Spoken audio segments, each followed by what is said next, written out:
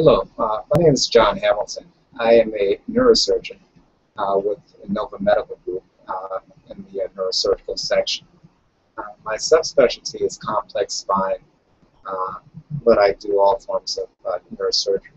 Given that this is the back month, I'm here to talk to you about common ailments of the lumbar spine or lower back and back pain. With that, I will take some of your questions. The first question is, what kind of doctor should you see about back pain? Generally, most people would start off seeing their primary care physician if they have a acute bout of lower back pain. And the primary care physician will make a determination on referring the patient to a specialist. The specialist can be a neurosurgeon. Sometimes the specialist can be an orthopedic surgeon. Neurosurgeons are trained in dealing with complex issues of the spine, of the nerves within the spine, and of diseases related to the spinal cord. What will most back pain get better on its own? Most back pain will clear up. It occurs with, most of the time, back pain occurs in an acute exacerbation after some type of physical activity. People may be moving heavy items, they may be shoveling snow, their form of lifting technique might not be conducive to not injuring their lower back, and they may therefore suffer a back pain after a day of this activity. They will treat this symptomatically after seeing their primary care physician or after or ER in some cases. And they will usually be given medications to treat this, such as anti-inflammatory medications, non-steroidal in nature, such as ibuprofen or naproxen, a type of muscle relaxant, such as Flexeril or Vaxin, and some type of pain medication. And their instructions will usually be to take it easy, maybe to apply heat or ice to the area of the injury, and to follow up with a specialist if the symptoms do not improve within a few days or a couple of days. Probably the vast majority of cases will improve within a few days, and the patients will not follow up, but in some cases the symptoms will persist. For the most part, the patients will be continuing with conservative non-operative management for at least a month, and this may also include a visit with a physical therapist who are specialized in techniques to help treat lower back pain prior to any type of surgical intervention. And if the symptoms persist, then they will be seen by a specialist. The specialist at that time, the neurosurgeon, will probably order some type of imaging to obtain a clearer diagnosis as to what is going on. And that may entail plain x-rays, bending x-rays, and or a magnetic resonance imaging study, commonly known as an MRI of the lower back. What is the most common injury to the lumbar spine? The most common injury will probably be a lumbar sprain, and this may entail injury to the muscles that surround the spine, the paraspinal muscles, or it can entail injury to the discs of the spine, either frank disc herniation or a more subtle finding such as a tear of the covering around the disc known as the annulus, an annular tear. It also can entail an injury to the joints of the lumbar spine, such as the facet joints. Sometimes the injury to the lumbar spine can be a disc herniation, and that's where a disc, or the nucleus pulposus of the lumbar spine, ruptures through the annulus and results in an impingement on a nerve root.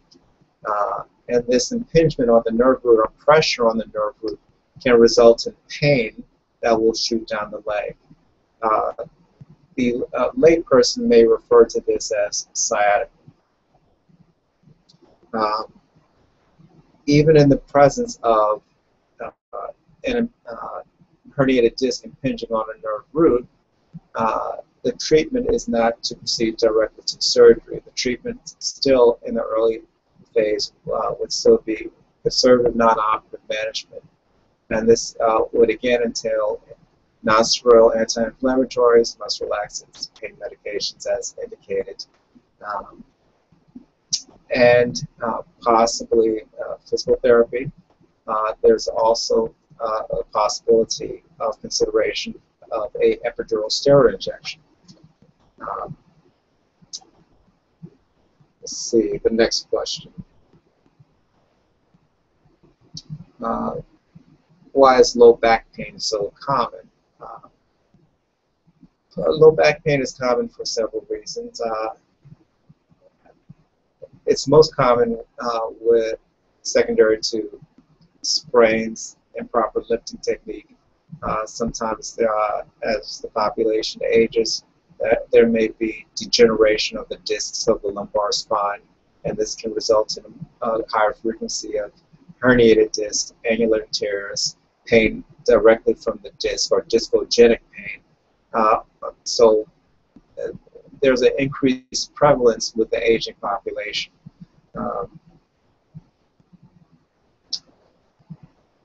What is sacroiliac joint pain? The sacroiliac joint is a relatively immobile joint between the sacrum and the iliac crest. Again, as people age, there is a greater amount of cross-linking across the collagen that forms the joints. And as the cross-linking occurs, there's a higher degree of inflammation within the joints. And this can result in pain. The pain is generally lower down in the back, or in the buttock area. And it generally does not spread or radiate to the lower leg. The treatment for this sacroiliac joint pain can be anti-inflammatories, rest, icing it down, and in some cases it could be an injection into the sacroiliac joint to try to alleviate these symptoms. What is the treatment for a herniated disc in the absence of successful conservative management?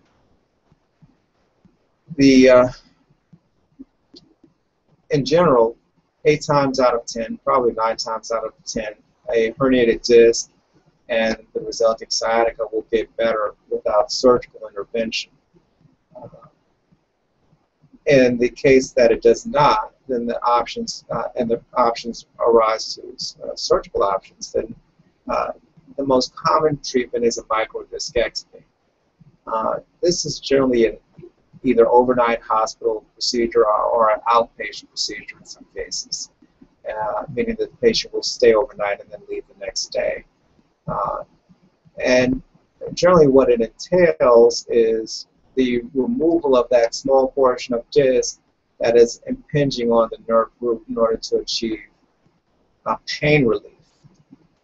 So in some cases, a small amount of the bone covering the disc is shaved down utilizing microsurgical technique via a minimally invasive approach.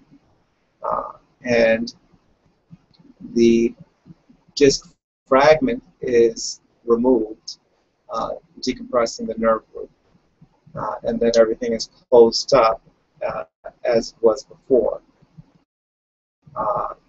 It's generally a very small incision, in many cases less than an inch in length. And for the most part, the patients will leave the next day with pain medications, muscle relaxants, and some non-steroidal anti-inflammatory medication. The general relief that the patients feel after the surgery is that the leg pain and the radiating pain to the leg is dramatically improved. They may have some modest incisional pain, but this is relatively easily treated with pain medications. And this will improve day by day after the surgery, so that by week 1 or 2, they are dramatically better than they were prior to the surgical intervention. The main limitations after a microdiscectomy are that the patient should not engage in a bending, lifting, or twisting until the annulus that the herniated disc came out of has healed. This is helpful in preventing any reherniation of disc material or re-injury by trying to be too active too soon. And then, depending on how the patient's doing, they may benefit from a short course of physical therapy after they've completely healed. And the purpose of the physical therapy may be twofold. It may help with educating the patient regarding exercises that they can do long-term as a type of a wellness program to prevent any further injuries to their back. And this can include proper bending and lifting techniques and ways to strengthen your core muscles. Let's see, and next question. How can steroids be helpful? Steroids can be helpful in the treatment of herniated disc resulting in nerve pressure, known as lumbar radiculopathy or sciatica to become that. Steroids can be helpful by reducing the amount of inflammation around the nerve root and amongst the pain sensors. And this can reverse the course as far as the patient's pain and discomfort until the body will heal itself. Sometimes when the discs herniate, they can release inflammatory substances around the nerve root, such as known as cytokines. And these can be irritating to the nerve root in and of themselves, so that steroid can sort of calm down the milieu that is surrounding the nerve root and allow the patient some relief until the situation sort of resolves. Steroids can be taken by mouth. These are oral steroids. But in some cases, you can receive a higher concentration of steroid targeted to the area of impact, which is the disc impinging on the nerve root, by doing an epidural steroid injection. And this can be done up to 3 times over the course of a year.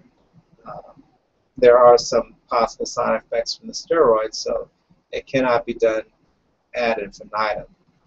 There is a limitation to their utility. Let's see the next question. What is minimally invasive surgery?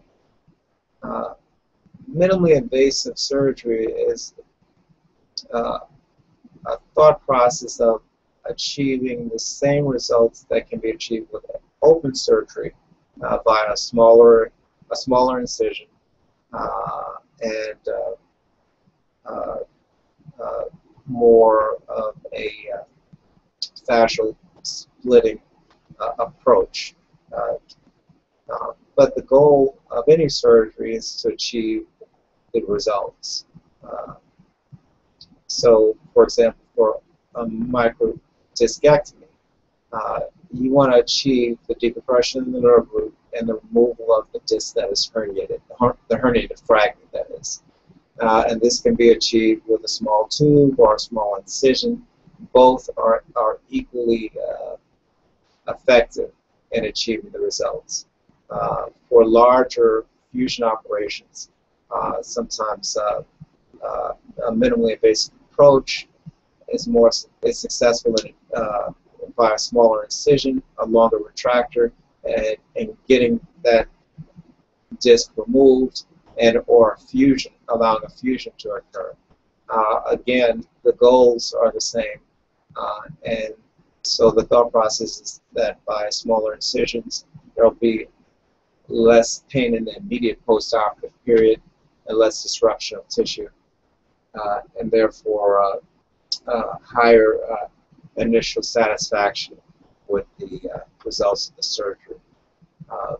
Long-term, the satisfaction rates will probably be the same by minimally invasive or open. Let's see another question. What are your thoughts on using an inversion machine regularly to help in alleviating the discomfort and maintaining a healthy back? The effects of an inversion machine are mainly anecdotal, and I'm sure that it does no harm with respect to hurting your back. It basically will stretch out your spine utilizing your own body weight to achieve this goal. So there's no harm in it, and if it provides you some relief, then I think it's perfectly reasonable to do.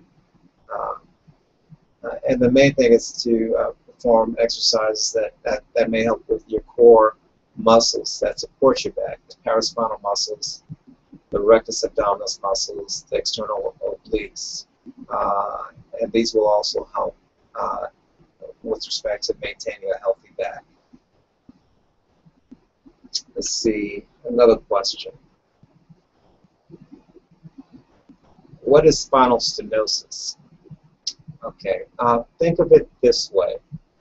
The spinal canal is a canal that runs from the base of your skull all the way down to your buttock region, your sacrum.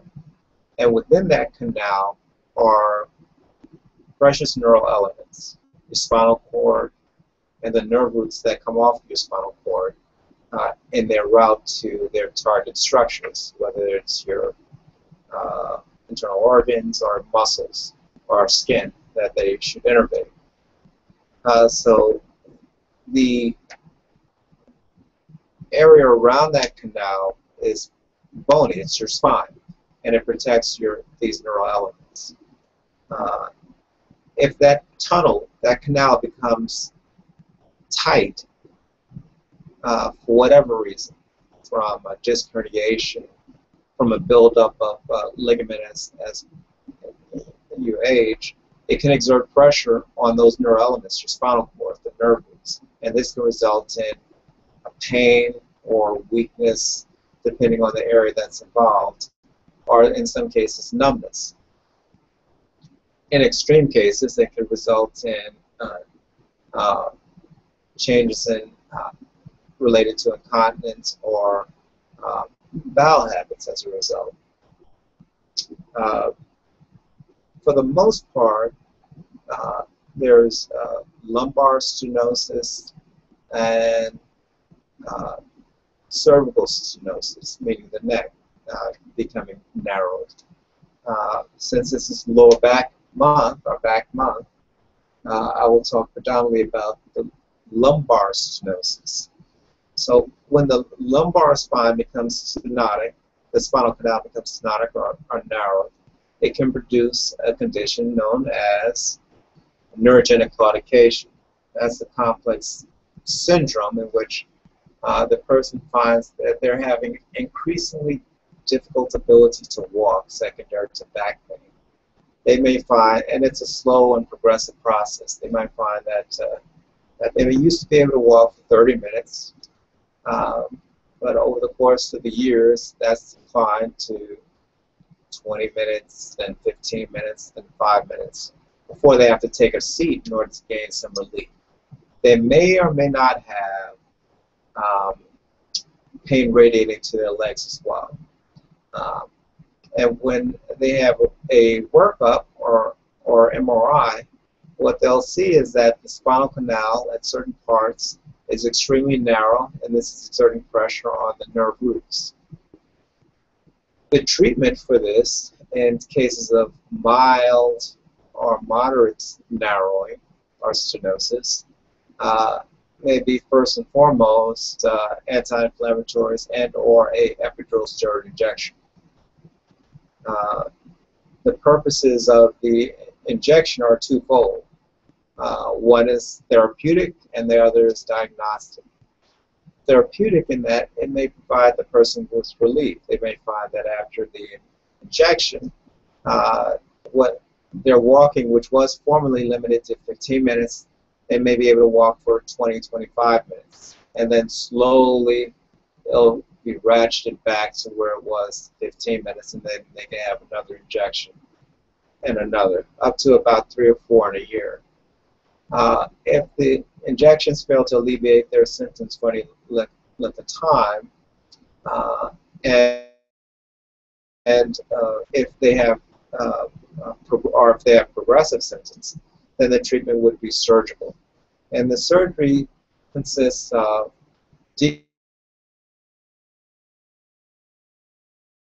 decompression of the spine, and in some cases where there may be severe overgrowth of facet joints with instability, there may have to be a stabilization or a fusion at that segment. For the most part, it can be maintained by a simple decompression. And so those are the main treatment options for stenosis. It mainly occurs in elderly patients past the age of 60 or 70, but I have seen it in patients as young as 40 on occasion. It's relatively easily treated, and the satisfaction with the decompression of the neural elements is extremely high. Let's see, another question.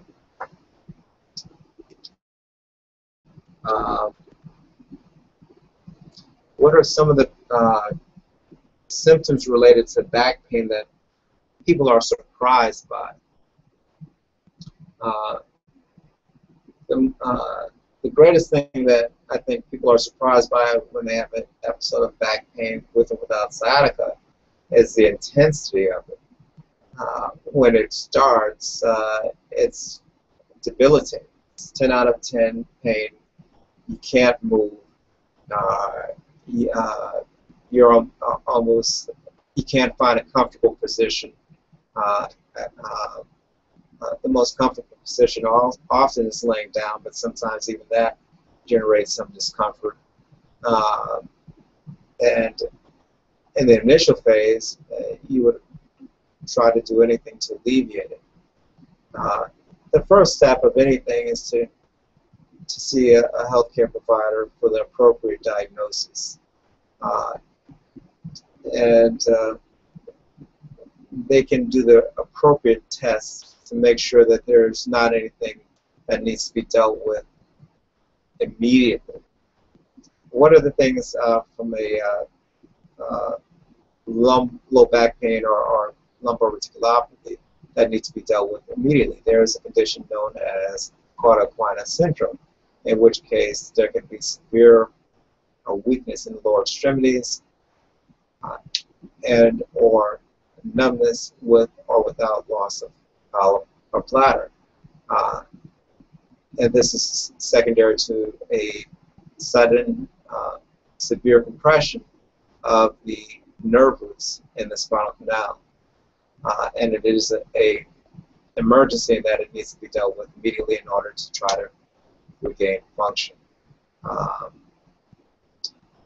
So that is sort of a red flag event, and most spine surgeons will will treat that very aggressively with surgical intervention within 24 to 48 hours as possible.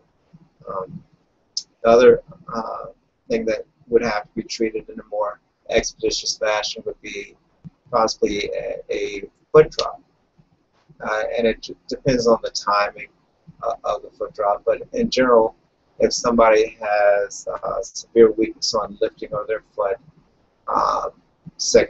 which is caused by compression of a central nerve at L5, then the physician will try to treat that more urgently in order to try to regain function rather than allowing months and months of non-operative management to try to work their will. But this is for a central lumbar disc herniation. Let's see. This is the last question. How can I prevent lower back pain? The main thing that most people can do to prevent lower back pain would involve smoking cessation if they smoke. They can improve their core muscles by maintaining a healthy exercise routine. They can maintain the appropriate body weight for their frame or spine, because the more weight that you have, the faster the discs may wear out, all the other things being equal. They can maintain proper hydration of the body and therefore of the discs, and this may entail trying to limit caffeinated products as much as possible, or alcohol products which will tend to dry you out, and to take enough fluids in order to help with that. There's also some anecdotal evidence of the benefit from dietary supplements such as chondroitin sulfate or glucosamine, but there's no class 1 evidence to support their benefits at this juncture, but anecdotally some people find a benefit from that as well. Thank you again for listening to the webinar. And for more information, please come to the Inova.org website for information on the IMG Neurosurgical Group and our practice. Thank you.